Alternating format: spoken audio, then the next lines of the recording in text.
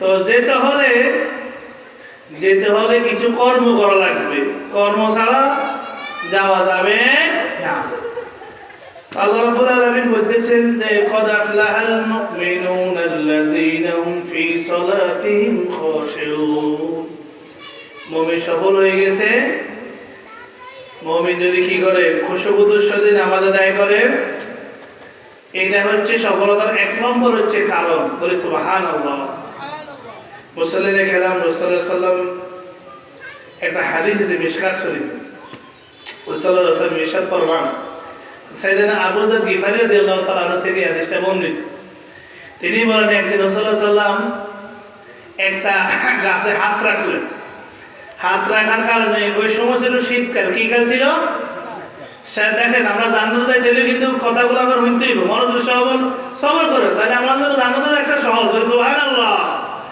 তো বলতেছেন সাল্লাল্লাহু আলাইহি ওয়াসাল্লাম যে আবু যর গিফারী রাদিয়াল্লাহু তাআলা আনহু বলতেছেন, মিশকাত শরীফের হাদিস, বুখারী শরীফে আছে হাদিসটা, হুজুর এমনি একটা গাছে হাত রাখলেন। হাত রাখার সাথে সাথে সাল্লাল্লাহু আলাইহি ওয়াসাল্লাম গাছের পাতাগুলো জ্বলে জ্বলে দিতেছে। বলে সুবহানাল্লাহ। আবু যর গিফারী রাদিয়াল্লাহু তাআলা আনহু বললেন, আবু যর গিফারী, দেখো এই গাছের পাতাগুলো কি জ্বলে জ্বলে জ্বলতেছে। আবু যর গিফারী রাদিয়াল্লাহু তাআলা বলে, হ্যাঁ ইয়া রাসূলুল্লাহ সাল্লাল্লাহু আলাইহি ওয়াসাল্লাম, আল্লাহর নবী ইরশাদ ফরমান, আবু যর গিফারী, কোন মুসলমান আল্লাহর কোন বান্দা যদি পাঁচ ওয়াক্ত আদায় নামাজ আদায়, আল্লাহ তাদের গুনাহগুলো এই পাতার মতো আল্লাহ ঝরাই দিবেন। সুবহানাল্লাহ। এবং তাদের জান্নাতে যাওয়ার কত সফল হয়ে থাকে। আর যদি গুনাহটা কম হয়ে যায়, গুনাহ ধরে যায়, তার জন্য বেহেশতের মতো সহজ হয়ে যায়।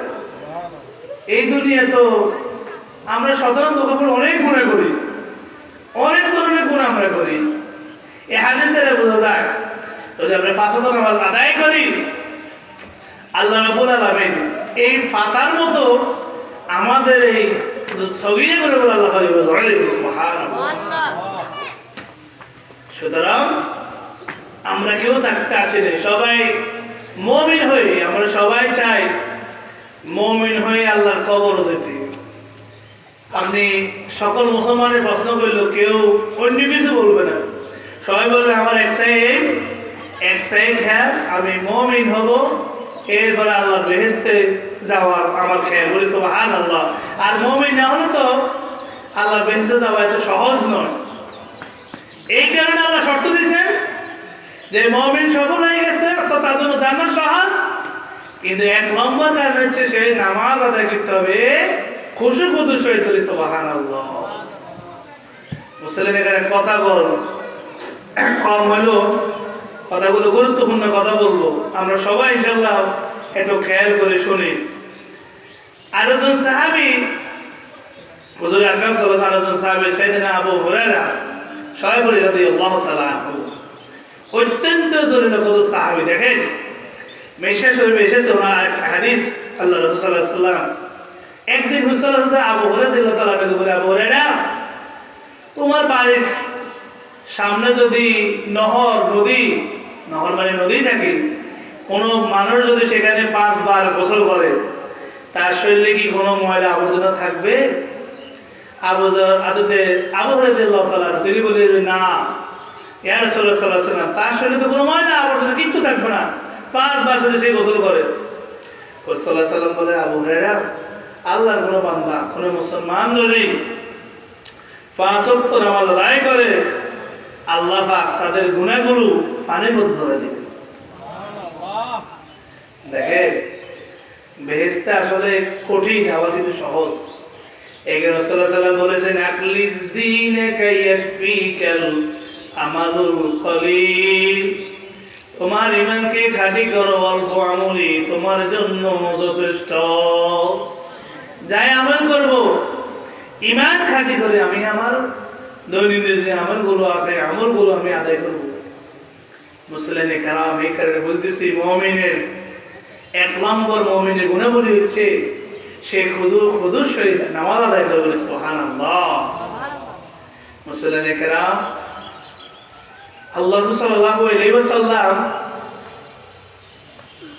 বিশ্ব জাহানের জন্য তিনি রহমত, তাম পৃথিবীর জন্য তিনি রহমত। বলে সুবহানাল্লাহ। জীবনের আগ পর্যন্ত তিনি কখনো এক ওয়াক্ত নামাজ তিনি কখনো জামাত করে ত্যাগ করেন না। বলি সুবহানাল্লাহ। এই কারণে বলি মাহফিল দেখে আমাদের কিছু শিক্ষা নিতে হবে। আমরা কেউ পৃথিবীতে থাকবো না, আমরা এখন থেকে কিছু কিছু নেক আমল করি। ফামান কানা ইয়ারজু লিকা রাব্বি ফালইআমাল আমালান সালিহান ওয়া লা ইউশরিক বিইবাদাতি রাব্বিহি আহাদা। যে কোন বন্ধু যে আল্লাহর সাথে সাক্ষাৎ পেতে চায় সেই যেন দুইটা কাজ করে। আমরা এই পৃথিবীতে সবাই মনোকামনা বাসনা একটু আল্লাহরে দেখে সবাই চায়, আরে আল্লাহ জানি কেমন, আল্লাহকে একটু দেখতে সবাই চায়নি, বলো তেমন চায়নি। আল্লাহ কয় বান্দা তুমি যদি আমাকে দেখতে যাও, আমার সাক্ষাৎ পেতে চাও, দুইটা কাজ করো। এক কাজ, আমার সাথে কোনো ব্যক্তি বস্তুকে অংশীদার করিও না, মানে সেরে।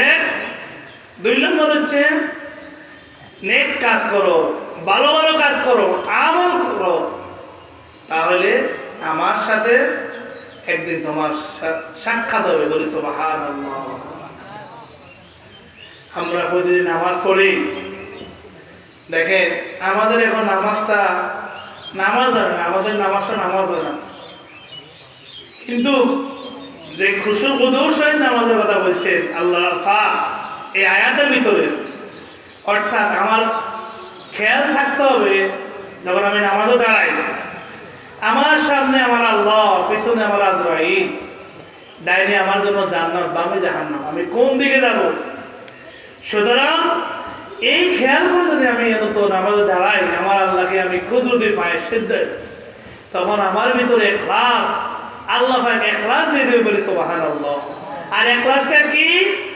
ক্বালান নবী সাল্লাল্লাহু আলাইহি ওয়াসাল্লাম লা তুকবালুল আমালু ইল্লা বিশারতাইন আল ইখলাস ওয়াল মুতাবাআতুর রাসূল। আল্লাহ সাল্লাল্লাহু আলাইহি ওয়াসাল্লাম বলেন, উম্মতেরা দুইটা জিনিস ব্যতীত তোমরা কিয়ামত পর্যন্ত কেউ আমল করে, এই আমল আল্লাহর কাছে কখনো গ্রান্টেড হবে না। তো সেটা কি? এক হচ্ছে আল ইখলাস, যা করবা ইখলাস একনিষ্ঠভাবে করে। বলি সুবহানাল্লাহ। ওয়াল মুতাবা, আল্লাহর রাসূল যে সুন্নাহ মতো কাজ করেছেন ওই সুন্নাহ মতো কাজ করে। বলি সুবহানাল্লাহ। তাহলে তোমার সফলতা। এখানে বলতেছি যে আমরা যে নামাজ আদায় করি, কিন্তু আমরা নামাজে দাঁড়াই দুনিয়াবি চিন্তা চেতনা, নামাজে দাঁড়ায় খুশু খুদুর সহিত নামাজ আদায় করে, আমরা দেখে গেছে একজন একজনের মাথার উপরে চেপে দৌড় দিই, কিন্তু না, এটা তো আমার নামাজ নয়, এটা তো আমার ইখলাস নয়, এটা তো আমার ইবাদত নয়। সুতরাং নামাজের পরে, ফরজ নামাজের পরে যে তাসবিহ আছে, আস্তাগফিরুল্লাহ আস্তাগফিরুল্লাহ আস্তাগফিরুল্লাহ, আল্লাহ সাল্লাল্লাহু আলাইহি ওয়াসাল্লাম ফরজ নামাজে পরে তিনবার ইস্তেগফার করেছেন, আস্তাগফিরুল্লাহ আস্তাগফিরুল্লাহ আস্তাগফিরুল্লাহ। তারপরে হুজুর আকরাম সাল্লাল্লাহু আলাইহি ওয়াসাল্লাম দোয়া করতেন, কি? আল্লাহুম্মা সালাম ওয়া মিনকাস সালাম। তারপরে পড়তেন, রাদিতু বিল্লাহি রাব্বা ওয়া বিল ইসলামি দীনা ওয়া বি মুহাম্মাদিন সাল্লাল্লাহু আলাইহি ওয়াসাল্লাম রাসূলা। তিনবার পড়তেন। এরপর কি পড়তেন? লা ইলাহা ইল্লাল্লাহু ওয়াহদাহু লা শারীকা লাহুল মুলকু ওয়া লাহুল হামদু ইউহয়ী ওয়া ইউমীতু ওয়া হুয়া হাইয়্যুন লা ইয়ামুতু বিয়াদিকাল খায়র ইন্নাকা আলা কুল্লি শাইইন কাদির। দোয়া করতেন সাল্লাল্লাহু আলাইহি ওয়াসাল্লাম। তারপরে দেই হুজুর আকরাম সাল্লাল্লাহু আলাইহি ওয়াসাল্লাম এই যে খুশু খুদুর কথা বলছে, কেমন নামাজ খুশু খুদু শোনেন। এরপরে হুজুর আকরাম সাল্লাল্লাহু আলাইহি ওয়াসাল্লাম আয়াতুল কুরসি পড়তেন, আল্লাহু লা ইলাহা ইল্লা হুয়াল হাইয়্যুল কাইয়্যুম লা তাখুযুহু সিনাতুন ওয়া লা নাওম। আয়াতুল কুরসি পাঠ করতেন।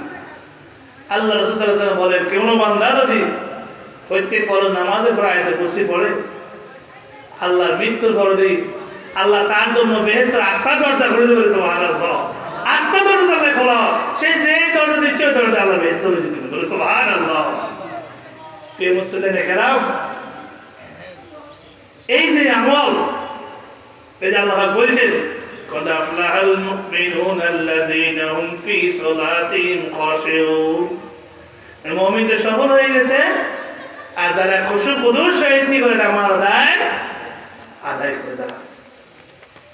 সুতরাং আমাদের হায়াতে জিন্দিগি অল্প হায়াত, এখন তো মানুষ 60-70 বেশি বাঁচে না।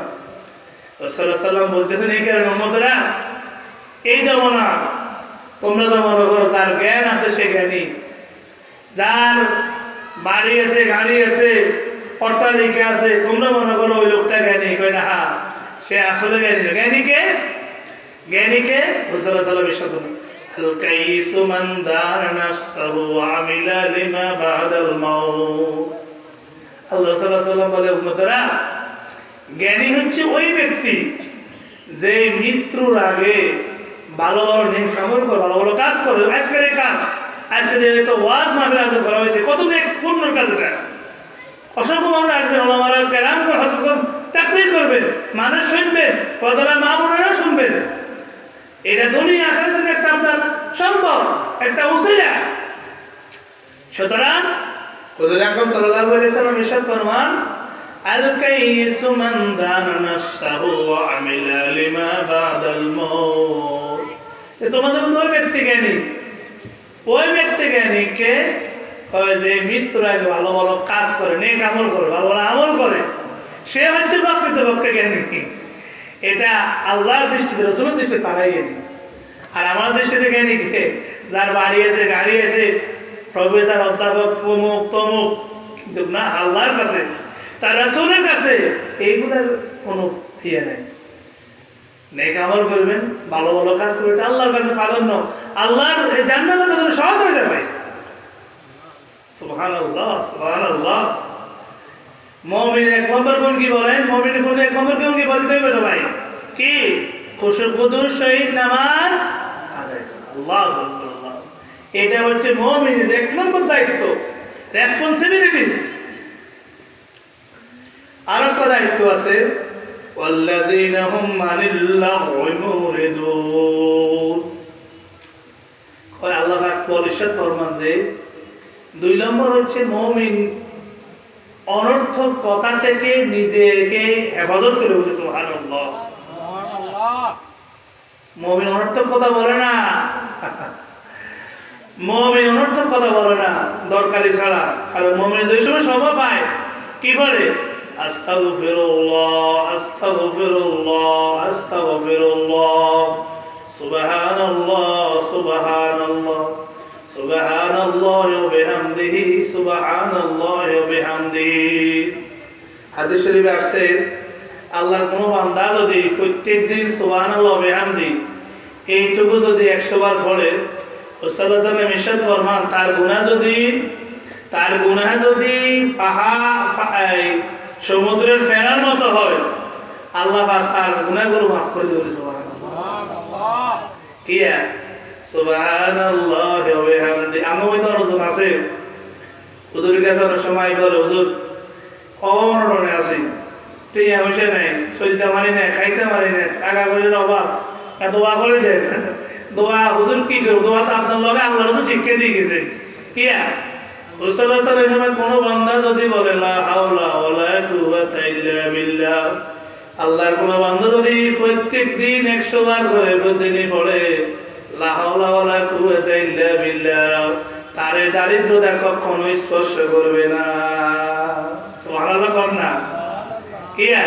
লা হাওলা ওয়ালা কুওয়াতা ইল্লা বিল্লাহ, লা হাওলা ওয়ালা কুওয়াতা ইল্লা বিল। মুমিন তাইলে দেখেন, মুমিন যখন আল্লাহ পাকের দেখেন কি হিকমত, মুমিন নামাজ পড়তে পড়তে যখন আল্লাহর ভয় আইলো, তখন মুমিনের জবানটা অটোমেটিক হেফাজতে দিবে। সুবহানাল্লাহ। হেফাজতে গিয়ে মুমিন কি বলবো?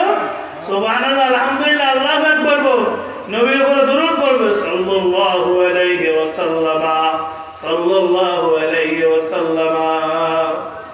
রাসূলুল্লাহ সাল্লাল্লাহু আলাইহি ওয়াসাল্লাম বলেন কেউ যদি একবার আমার দরুদ পড়ে আল্লাহ তার 10টা গুনাহ মাফ করে দেবে, সুবহানাল্লাহ।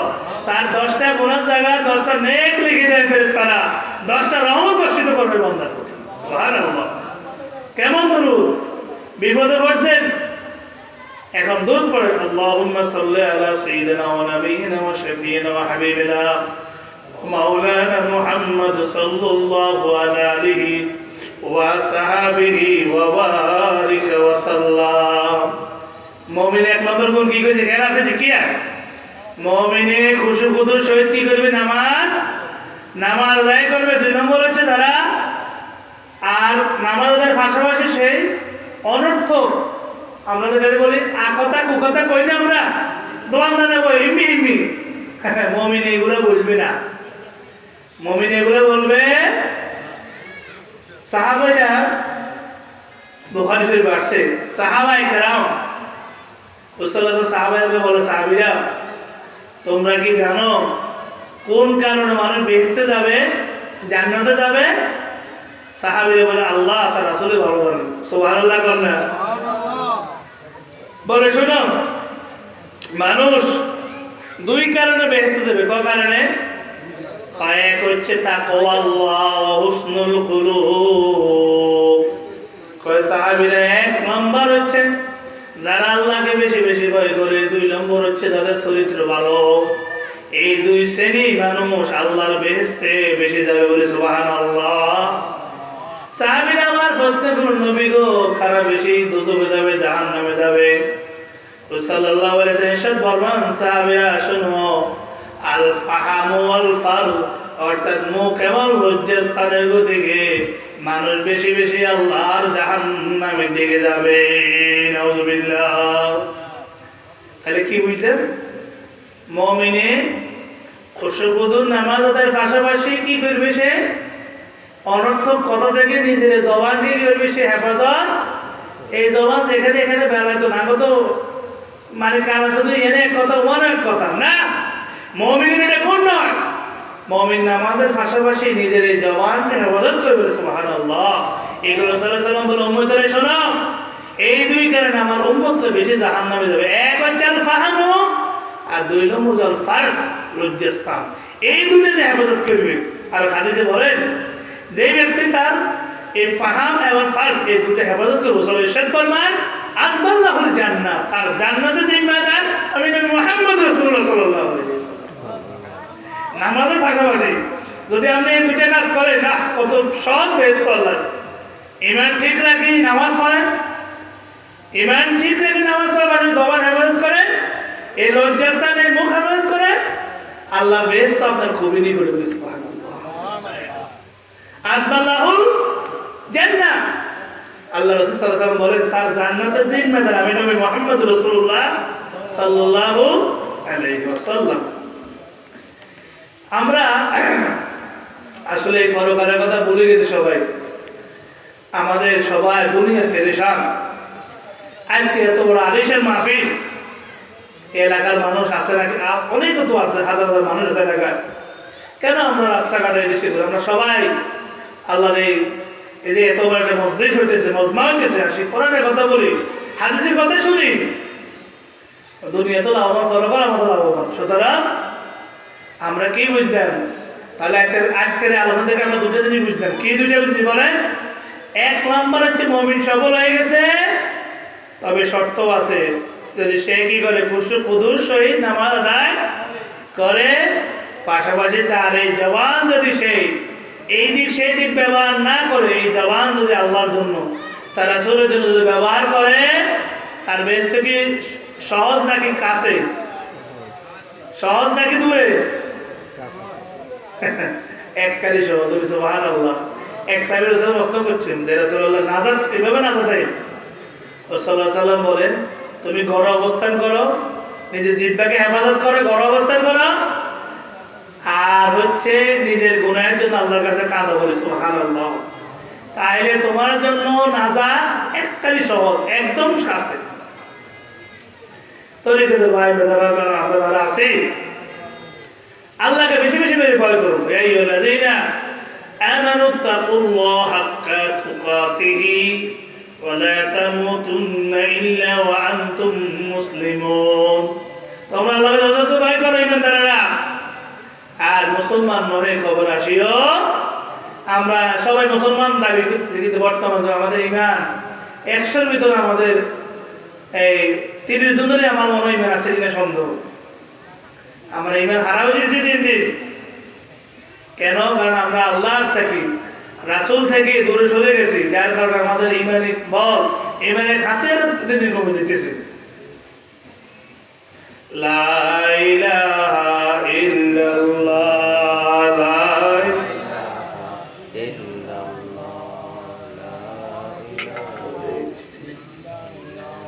লা ইলাহা ইল্লাল্লাহ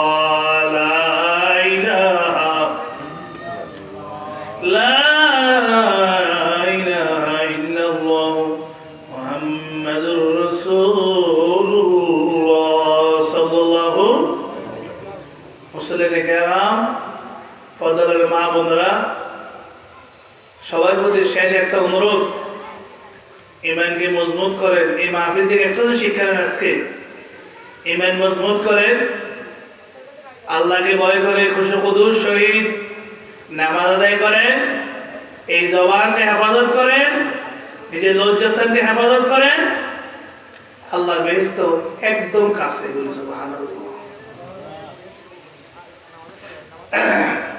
মুসলিম কেরাম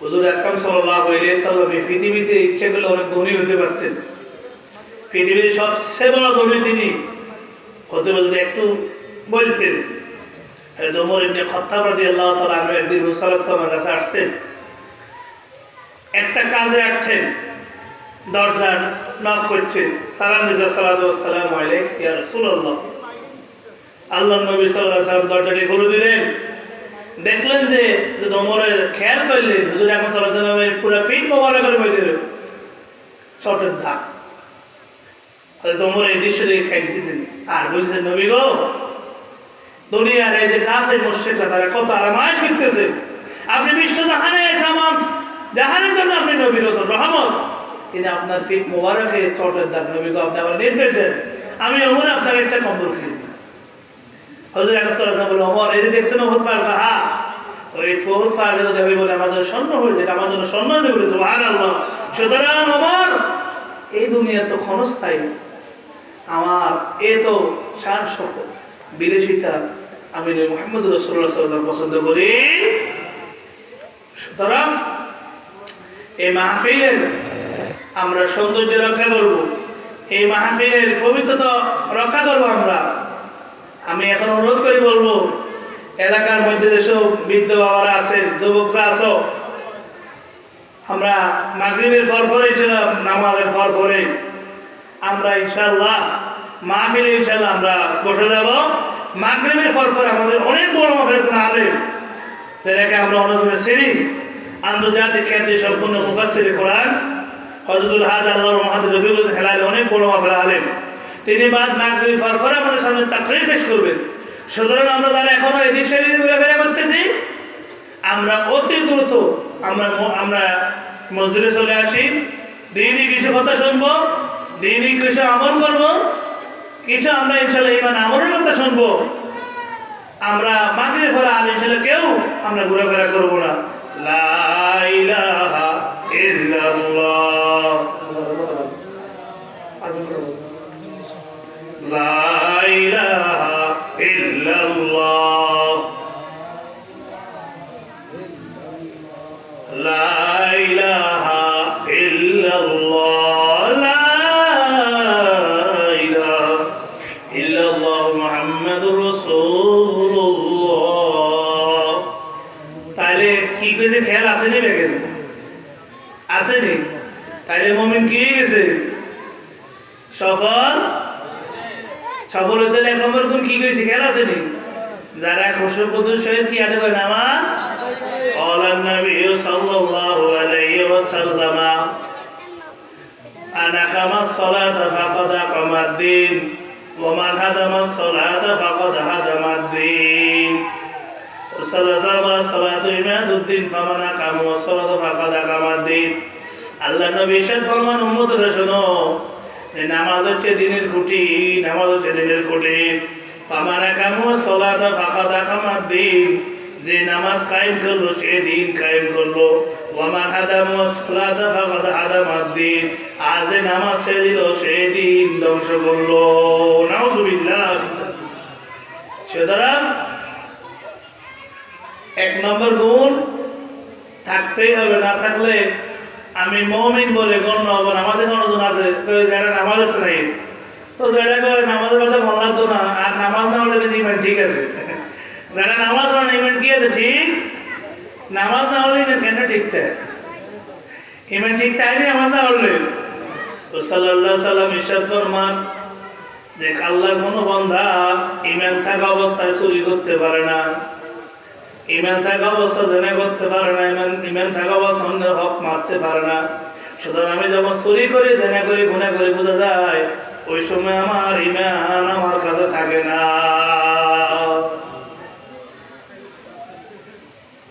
এই কারণে সবসময় ইমানের হালও থাকা, ইমানের হালও থাকা, নামাজ কায়েম, দিন প্রতিষ্ঠা, আর নামাজ ছেড়ে দেওয়া দিন ধ্বংস। আমরা মানুষদেরকে দাবি তো করতে হবে, আল্লাহ দিকে ডাকতে হবে, রসুলের দিকে ডাকতে হবে, এবার রসুলের ব্যাপারে ইমান গুলো শক্ত করতে হবে। যেমন তেমন কথা রসুল সাল্লাল্লাহু আলাইহি ওয়াসাল্লামের শান মান, যেমন তেমন কথা বলা যাবে না। তার ব্যাপারে আল্লাহ নিজে বলতে ওয়ারাফা'না লাকা যিকরা, নবী গো আপনার এই শানকে, এই জিকিরকে আমি আল্লাহ বুলন্দ করে দিতে বলি। সুবহানাল্লাহ, সুবহানাল্লাহ। যদি আপনি মদিনা মুনাওয়ারা শুনে থাকেন, নবী গো আপনার এই জিকির এই স্মরণ কিয়ামত পর্যন্ত দাঁড়িয়ে বলি। সুবহানাল্লাহ। এইখানে বলতেছিলাম আমরা কেউ থাকতে আছি না, সবাই চলে যাব, কিন্তু আমাদের তো কিছু নিতে হবে, আল্লাহর কাছে কিছু নিতে হবে। আমরা রোজা আছি, মহরম নামাজের পরে এই যে একটু মনে লাগে, নামাজের পরে দোয়া কবুল হয়। সাহাবায়ে কেরাম জিজ্ঞেস করে, ইয়া রাসূলুল্লাহ কোন নামাজের পরে কোন দোয়া আল্লাহর কাছে বেশি বেশি কবুল হয়? রাসূল সাল্লাল্লাহু আলাইহি ওয়াসাল্লাম বলেন, সাহাবীরা শোনো, ফরজ নামাজের পরে আল্লাহর কাছে দোয়া কবুল হয়। প্রত্যেক ফরজ নামাজের পরে দোয়া করলে আল্লাহর কাছে কবুল হয়। এবং রাতের গভীর নিশি, তাই রাতের গভীরে তাহাজ্জুদের সময় তারা আল্লাহর কাছে কোনো কিছু চায়, দোয়া করে, আল্লাহ এই দোয়াগুলো আল্লাহ পাক কবুল করে ফেলেছে। সুবহানাল্লাহ। সেজন্য আমি আপনি শুধু তাড়াহুড়া, এটার নাম আমার মানুষ না, এটার নাম আমার মুমিন না, এটার নাম আমার মুসলমান। আমি তো মুসলমান, কিসের মুসলমান আমি আপনি? মুসলমান হচ্ছে আত্মসমর্পণকারী। আসলিম, ইব্রাহিম আলাইহিস সালাম আল্লাহ বলে আসলিম, ইব্রাহিম আত্মসমর্পণ করো। তিনি বলে আসলামতু লিরাব্বিল আলামিন, আল্লাহ আমি তো তোমার প্রতি আত্মসমর্পণ করে বলি। সুবহানাল্লাহ। সুতরাং আমরা কেউ থাকবো না, সবাই চলে যাবে। কিছু কিছু নেক আমল করবো, 5 ওয়াক্ত নামাজ শুধু আদায় করব, এই জবানকে হেফাজত করব। আমরা যেখানে রাসূলুল্লাহর দোকান নিকৃষ্ট, ওই জায়গাতে আমরা বসে বসে আড্ডা দিই, এমন যত অনর্থক কথা আমরা সেখানে বসে বসে বলি। আমরা এক অপরের গীবত করি, অথচ আল্লাহ রাসূল সাল্লাল্লাহু আলাইহি ওয়াসাল্লাম বলেন, আল গীবাতু আশাদ্দু মিনাল জিনা, উম্মতের গীবত জিনার চেয়ে খারাপ। অর্থাৎ কেউ গুনাহ করার পরে তওবা করে আল্লাহ মাফ করে, কিন্তু গীবত করার পরে যদি আপনি যদি ওই বাইরে থেকে ক্ষমা না পান, তাহলে আপনার আল্লাহর কাছে আপনার কোনো ক্ষমা হবে না।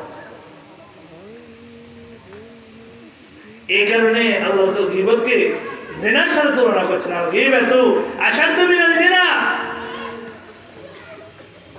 লা ইলাহা ইল্লাল্লাহ, লা ইলাহা ইল্লাল্লাহ, লা ইলাহা, লা ইলাহা, লা ইলাহা ইল্লাল্লাহ মুহাম্মাদুর রাসূলুল্লাহ। আল্লাহ আজকের মাহফিলে কবুল মঞ্জুর করুক, যারা বয়ান করবে, যারা বক্তা শ্রোতা যারা আছেন সবাই কবুল করুক। এই মাহফিলে যারা অনেক কষ্ট করে আল্লাহ যারা শ্রমগামীভাবে আয়োজন করেছে, আল্লাহ তাদের আল্লাহ যদি আমার কোনো মাফ করে, এই এলাকার সবাই প্রতি আল্লাহ কাজ রহমত দান করুক। ও আখির দাওয়ানা আলহামদুলিল্লাহ আসসালামু আলাইকুম ওয়া রাহমাতুল্লাহি ওয়া বারাকাতুহু।